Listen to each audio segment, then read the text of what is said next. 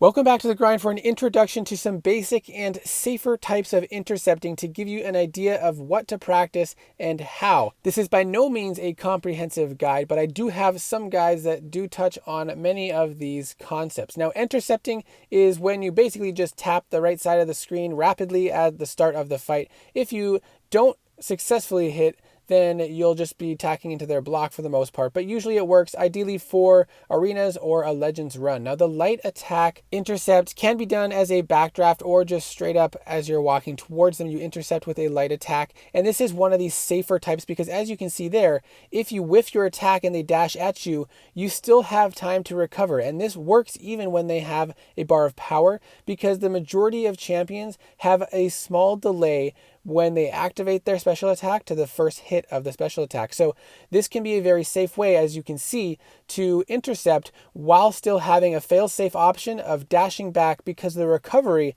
after a light attack is very quick. So if you're just learning to intercept, I would recommend working on the light attack intercept as your starting point because you still have the opportunity to dash back if you do miss that intercept. And again, here we miss the intercept because she throws a special, but we're able to recover and evade the hit. I first learned medium attack intercept, so I have more of a rhythm with it and I enjoy it more, but you do have to be more cautious because once you dash in, there's no turning back. And that's why when there is a 1 bar of power, I do not do a medium intercept. Here, I did a light attack intercept so I could recover. Now, once the opponent dashes back, they have a slight pause usually, and then they start to dash in. So you can get used to that little pause before the dash and then dash back in yourself. So here I'm getting pummeled, but as she dashes back, you can see she has a brief pause and then dashes back in again. And if you can anticipate that brief pause and time it to dash back in at the right time,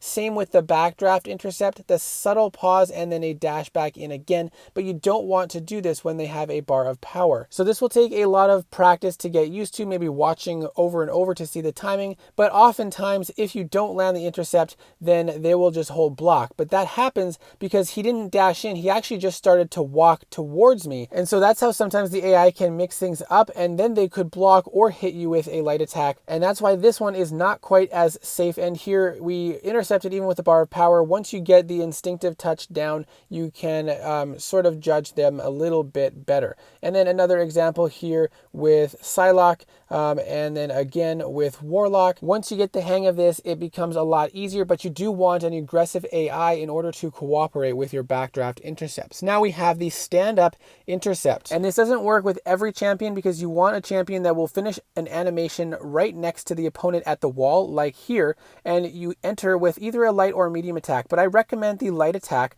because even if they have a bar of power, you can still get them with a light attack, and if they decide to throw their special attack, you still have time to recover and dash back. And you want to err on the side of hitting too late and hitting into their block rather than, especially if it's a medium attack, hitting too soon and missing them because then you're exposed, and luckily he didn't hit me there. But here's another example. I went for a light attack and hit the block, and then here with Hyperion, we missed because he threw a special attack, but we had time to recover because we used a light attack and we were able to block the hits from the special attack. And then in this case here with Silver Surfer, I think we were just too far away, but we whiffed our first hit because of that. And then Green Goblin dashed in, but we had time to recover and dash back. If you master the dash back intercept and stand-up intercept, Magic is an amazing champion because you can just power lock in the corner, do dash back intercepts until you get to your special 2, throw it off and get another power lock applied, and then get a stand-up intercept and then continue the process. And if you fail, you just attack into the block, get a parry, and then continue, but you never really have to worry about the opponent getting power.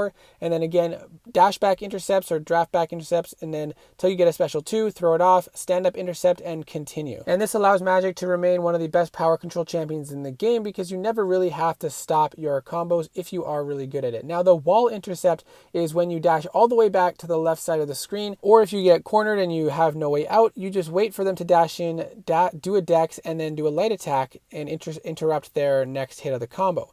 And this works very well because it maintains your spacing. You don't have to worry about timing a perfect shallow evade because the wall maintains your spacing, so you can just interrupt with a light attack after the first dex. Now, the heavy stand-up intercept is more something I use for arena to speed things up. And after you throw off a heavy attack, you just dash in immediately, and usually you'll catch them as they're standing up. And this works quite well for me most of the time. And if it doesn't, it's usually I hit into the block and doesn't really have any issues. But I wouldn't recommend this in high stakes fights, more so just to help arena be a little bit quicker. Now, I do hope this video is a helpful overview on various types of intercepting to give you something to work on to practice, perhaps in arena or the lower difficulty event quest. If you have any questions, please let me know in the comment section below. Thank you so much for watching. I really hope you learned something, and I do hope to see you in the next video.